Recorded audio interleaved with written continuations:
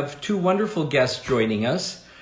First, we're going to have Dacia Harwood, who is the Deputy Director of the Santa Barbara Historical Museum. And then shortly after we visit with Dacia, Chris Ervin is going to join us, and he's the head archivist at the Gled Hill Library at the museum. And they're both here. Let's see and have Dacia join. You're going to find this really fascinating. I found so much great information researching this. So, good morning, Dacia. Good morning, Mark. Thank you for joining us. Thank you for having me. This is so fun. Great.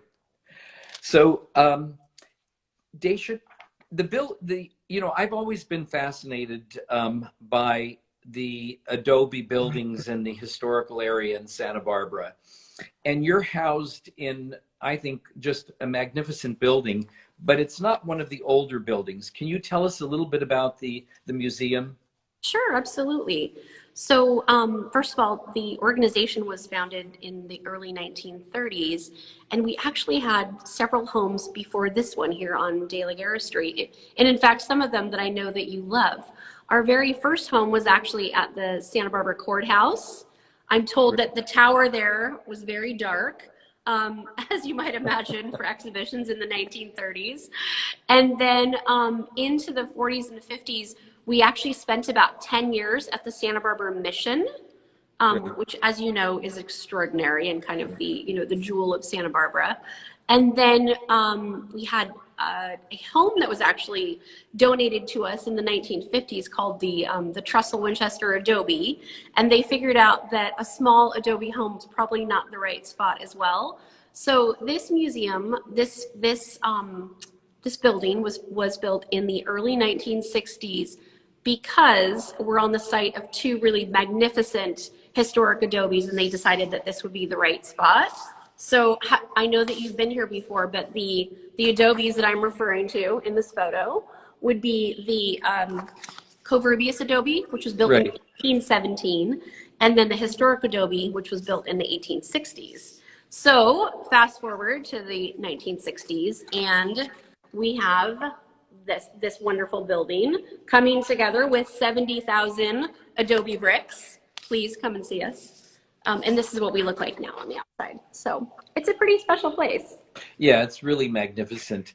I think it's the Covarrubias Adobe. I was reading about it, and the tile roof was supported by willows and mud. And when you go through this building, it's so earthy, it's so charming. And I worked on a project many years ago, and we built an Adobe house for a client down in Rancho Santa Fe. And we actually used those buildings as an inspiration for this project.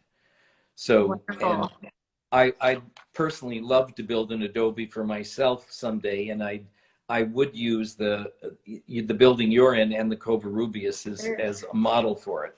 Absolutely. So, Mark, I actually grew up in Rancho Santa Fe, but unfortunately not in Adobe, although I know that would have been pretty magical, knowing what I know now. This, the Covarrubias is actually, we like to joke that it's so much fun because, first of all, it's such a unique building, but the walls being several feet thick, we will routinely climb through the open windows during events because the doorways are so narrow. So it's kind of a fun adventure to work here in this site. But that is why the museum was built here.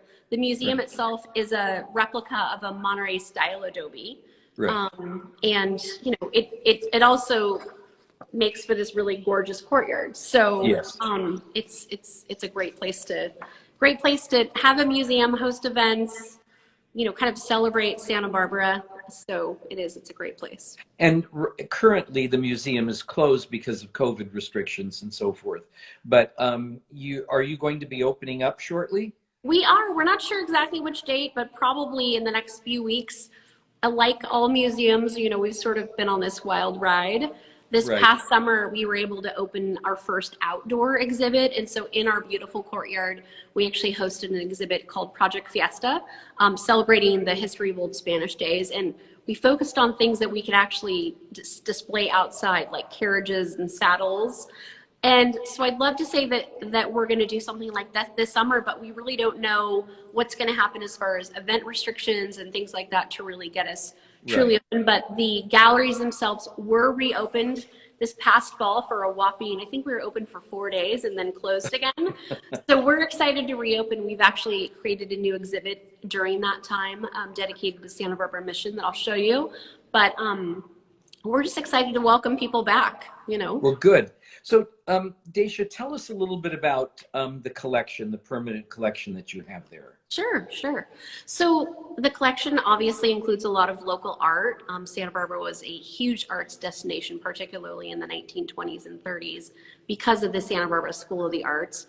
We have an incredible collection of decorative arts, we have furniture and beautiful lamps, and I mean, I have to give you a vault tour sometime, Mark, but I mean, we have all sorts of treasures downstairs. Mm-hmm. Some of them are in our permanent exhibit, but like most museums, about 95% of it is actually downstairs. So, you know, leather work, I'll show you an example of one of our saddles. It's pretty extraordinary, from the early 1900s. Right. And, you know, I mean, historical museums are in so many ways a snapshot of the past. It's really kind of a time capsule in a lot of ways. So we have an enormous costume collection. We have over 5,000 pieces in our clothing and textile collection. Anyway, it's a lot of fun. And then of course we have a wonderful archive, which Chris Ervin will tell you about. But right. Yeah, great. So, and you are in charge of working on future exhibitions, and tell me some of your past exhibitions. What have been some of your favorites? You know, I have been one of many people that get to contribute here to our exhibitions. Mm-hmm. We have wonderful volunteers and guest curators that come in and help us out with various exhibitions. But honestly, my favorite one to work on was called West Dressed Women. And it was the highlights of our clothing collection. And I mean, some of the things that we included were things like a pioneer dress, which, you know, how often would you see something like that? And what I love about displaying costumes is that they really bring history to life. You can really picture what the person who wore that would have been like, and how tiny she was in many cases. It's one of the things that I really love working with. We had an absolutely magnificent saddle exhibition a few years ago called In the Saddle, and you know, just the exquisite craftsmanship in something that I think is somewhat foreign to a lot of people. They just don't understand or have seen these really beautiful and decorative saddles. I mean, we have saddles that have rubies inlaid in them and turquoise, and they're just beautiful works of art. So something unexpected. And then we have had a lot of exhibitions like the one that is behind me here by Henry Chapman Ford that just really celebrate kind of the nature that exists in Santa Barbara and certainly existed before we had development here. And so it's just sort of a wonderful ode to what Santa Barbara really is. And you're sitting in front of a very interesting wall with paintings. So tell us a little bit about the artwork that's behind you. Sure. So these pieces, most of them are oils. There's a few, we've got a few prints and etchings in here, but they're by Henry Chapman Ford. And Henry Chapman Ford came to Santa Barbara as really the first major artist in the late 1800s. So most of his pieces are, I'm sorry, not late 1800s. Most of these pieces are late 1800s. He actually came here in the early 1800s. So they're really, what I love about them is that he has captured actually a lot of places that we can still enjoy, like Mission Canyon. I mean, you spend a lot of time in Santa Barbara, and you know, I mean, some of these same views you can enjoy when you're hiking, but then he's also captured places that no longer exist, like Castle Rock, which is over where West Beach exists, or where the breakwater exists today. It actually had to be eliminated in order to build our breakwater. But I love that he's captured some places like that that no longer really exist. And then he's also captured things like the Santa Barbara Mission, which we still celebrate and enjoy today. Yeah. So, yeah. So I think you're going to give us a little tour. If that's okay, yeah. I'd love to. I'm gonna just give you the highlights that I love. Okay. I would highly recommend that anybody out there comes back and takes a docent-led tour. That's something that we love to do and love to schedule. Right. We host a lot of children and groups, and it's a lot of fun to come back and spend a lot of time with the docent. So yeah, so come on out. Good. Let's see. We're gonna flip that. And so come on through. So this is our exhibition, Henry Chapman Ford, the Museum Collection. We have an absolutely extraordinary collection of Ford's work. And what I love about this particular exhibit is it's lighter in here than it normally is, but people have commented that it feels like walking into a forest. Mm-hmm. So come on through. So you can see we have a beautiful painting of Covarrubias Coast, which, as you know, when you drive to LA, you get to experience, but it's not the same as, you know, wandering along the coast. I mentioned Castle Rock, which no longer exists. And so there is a pen and ink of Castle Rock that was done in 1884. And we've got West Beach over here. Well, it certainly doesn't look like West Beach today. I would agree with you, Mark. And another one, of course, of West Beach. And then, again, Castle Rock, which I just think is so extraordinary. And actually, because you love the mission as well, I want to show you a piece over here of the Santa Barbara mission.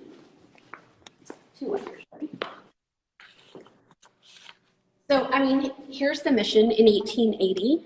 One of the things that obviously is extraordinary about it is, you know, how much color that he has shown in this piece. But if you look at photos from this time, it is extremely brown around the mission. So we love to joke that there's a little bit of artistic license.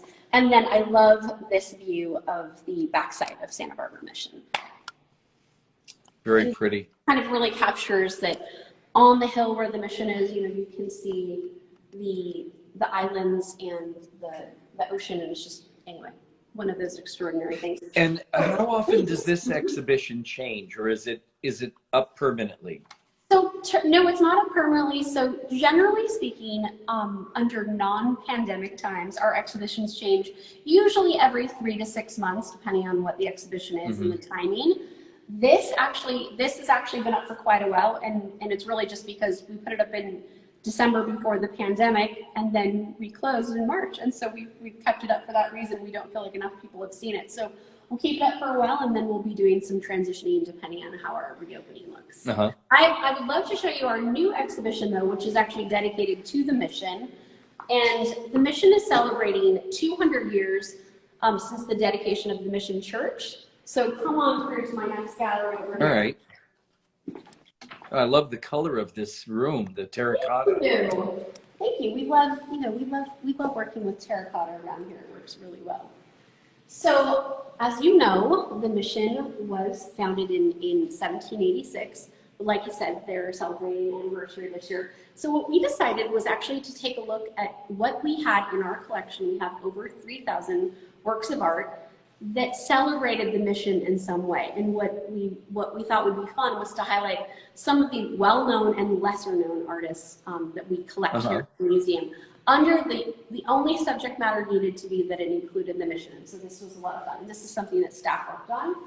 So first of all, we have this fabulous etching by Edward Boreen. And I should mention that we're not going to visit it today, but we have an entire gallery dedicated to Edward Boreen, who was really one of the finest Western artists in celebrating the American West. He was also from Santa Barbara, and he was one of the founders of Old Spanish Days. And then heading over this way, I'm going to just show you a few of my favorites. This is a piece by C.T. Ward entitled Moonlight, and we know very little about him. And so, again, one of those fun things, we tend to celebrate a lot of really well-known local artists here, but sometimes we get to do exhibitions like this that really highlight people that we don't know as well. This is a wonderful piece by Carl Oskar Borg. Carl Oskar Borg was one of the artists that attended the Santa Barbara School of the Arts here in the 1920s and 30s. And you can see he has depicted a fiesta at the mission. And then I'm going to skip over here and show you a couple of other pieces that I think are really interesting. This is a dry point etching by Peter Moran. Now everyone knows Thomas Moran, but this is his brother, and his work was also extraordinary. And he also lived here in Santa Barbara. And so I love that we're showing his work because you just don't see it enough. A local artist, yes. Absolutely, Mm-hmm. absolutely. And again, this piece is probably mid 1800s. So, you know, I mean, they were celebrating the mission in all of its glory back in the 1800s, as we are today in 2021. Lockwood DeForest is a well-known artist here in Santa Yeah, Barbara. absolutely. His son, DeForest Jr., was of course a landscape architect, extremely celebrated, as you know. Uh-huh. And this sweet little piece is part of a very large collection given to us by the Duras family of Lockwood DeForest's work. And I love that you can just see a little bit of the mission peeking out here. He's really celebrating, obviously, the nature found around it. You know, the colors in there are so accurate. They're Aren't so they? representative. Absolutely. So, and again, I talked about the fact that we got to show some pieces that you just don't see very often. This is by Nell Mayhew, and you know, this particular piece we've literally never shown a piece by this particular artist, and so just kind of fun to be able to really share more of the artists that are out here. Edwin Deacon is probably a name that many of you have heard in the past.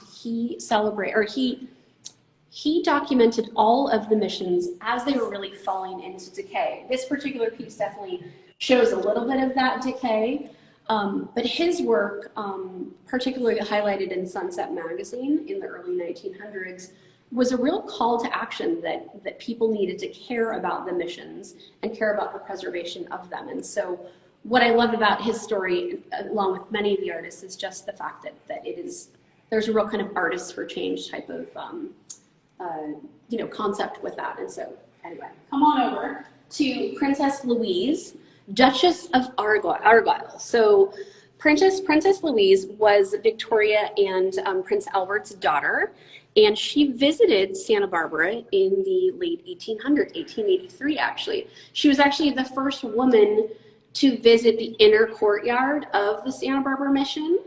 And so obviously her story is really interesting. And we happen to have these wonderful pieces that were sent to us after her visit, or sent back to Santa Barbara and then donated to us years later. Yeah, that's really stunning. Isn't that amazing? Yeah, it really is. And I just love her story. Well, you know, all of these paintings, these etchings and drawings are so representative of Santa Barbara, and also the, you know, early California and the history of early California, which is what this museum's all about.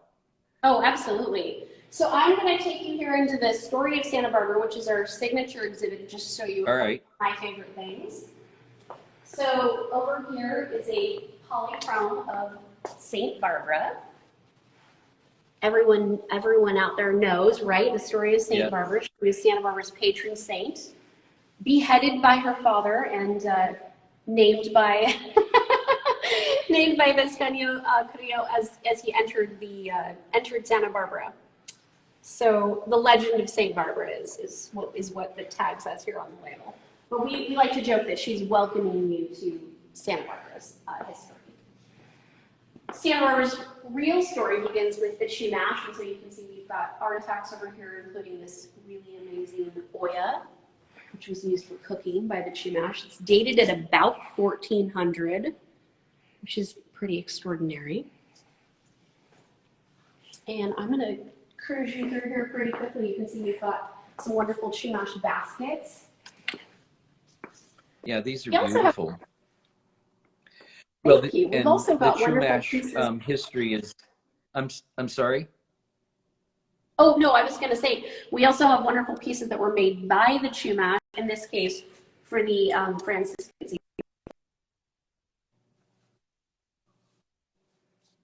Chumash, but at the Santa Barbara mission. Okay.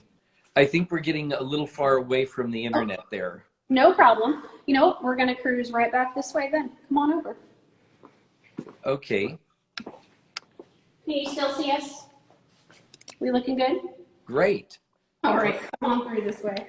I'm going to actually just skip forward just maybe, I don't know, 600 or so years of Santa Barbara history and just show you a few costumes from our collection in our Fiesta section so that we have good internet. All right. So One thing that Santa Barbara does every year is celebrates during Fiesta. By the way, have you been here for Fiesta, Mark? Oh, yes, many times. Okay. A lot of fun. So Fiesta started in 1924 with the opening of the Libero Theater, yet another architectural marvel here in Santa Barbara. And so we have in this section of our exhibition that celebrates roughly the 1920s and 30s, included some pieces from our costume collection. You can see this fantastic dress over here, which, by the way, is custom and actually includes Dior lace. Isn't that beautiful? Yeah, it's stunning. And then the costume to the left of it was owned by Dwight Murphy, who was one of Santa Barbara's most well-known, we'll call him characters, but also one of the leaders, business leaders and founders of old Spanish days. And then you can see we have, fun things like a mantone up here above the case. Yeah. Are we still getting good internet now, Mark? We looking good? Yeah, I think it's good. So alrighty. Is Chris about ready to Absolutely. Talk to us? Absolutely. Thank you for sharing all this. It's great that people can see. Some highlights. Absolutely. Yeah, I think it's wonderful that people can see the variety of what the collection is all about and the history.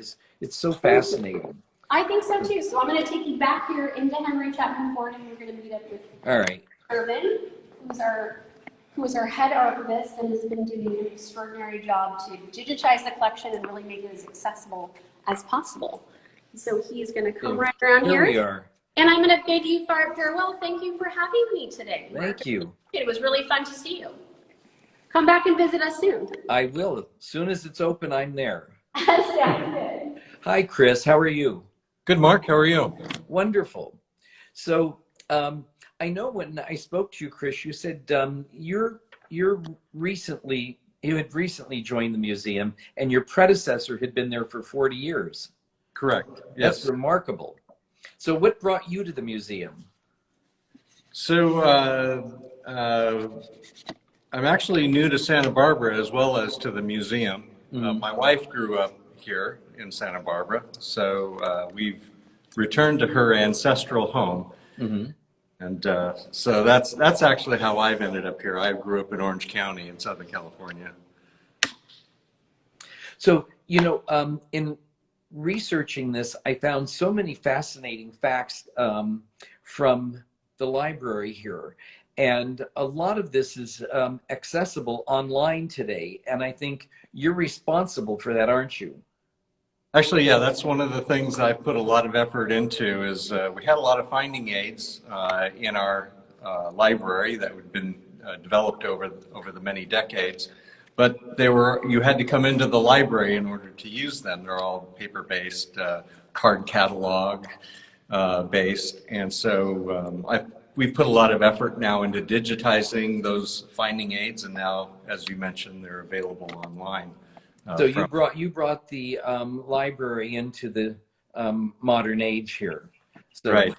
Yes. I know as a result of talking to you, I've researched quite a bit of things.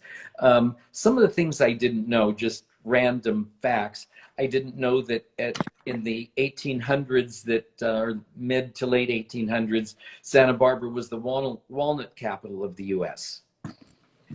Yes, I've heard that as well. Right. And, it was interesting to read about the history of Stearns Wharf, which is at the foot of State Street.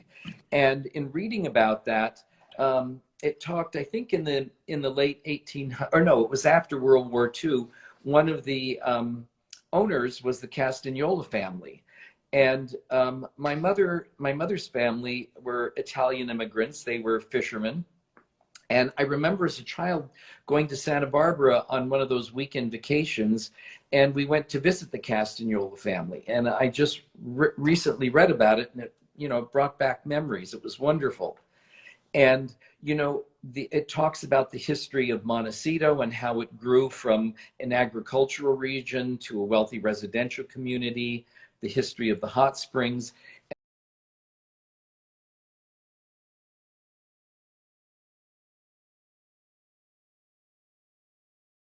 And one in the 50s, Disney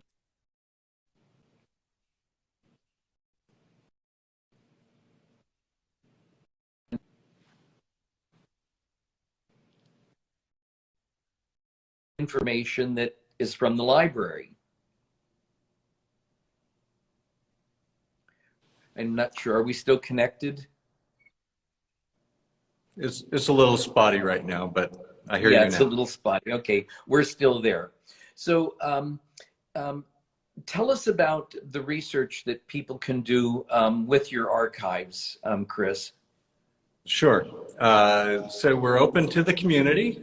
We have a reading room where folks can come in when we reopen. And so they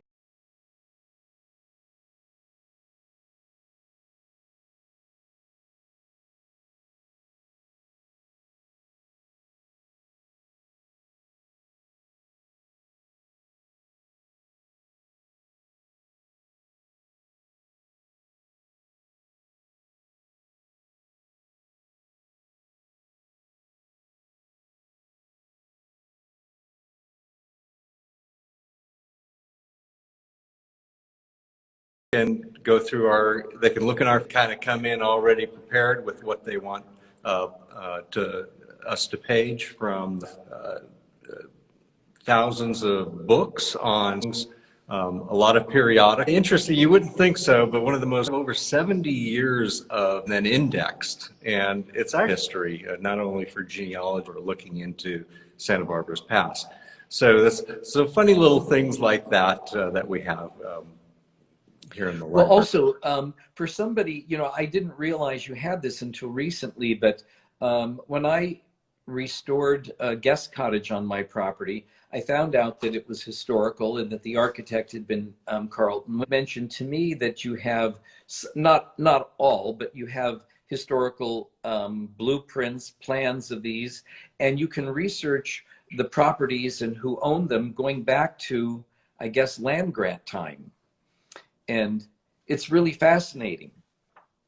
Yeah. So do you have a lot of people doing research like that on properties and historical homes? We do get that a lot, and so we're not the place to go, but we're one of the places. So usually when people do research like that, they can expect to be going to multiple places. The city of Santa Barbara itself is also a resource for that, for architectural plans and history, and there's also an architectural archives here in town. So we are one of the places. So what researchers find is every time they go to a different place to do research, they fill in a little gap here and a little gap there, and over time you fill out the whole picture. Right. So in the library, what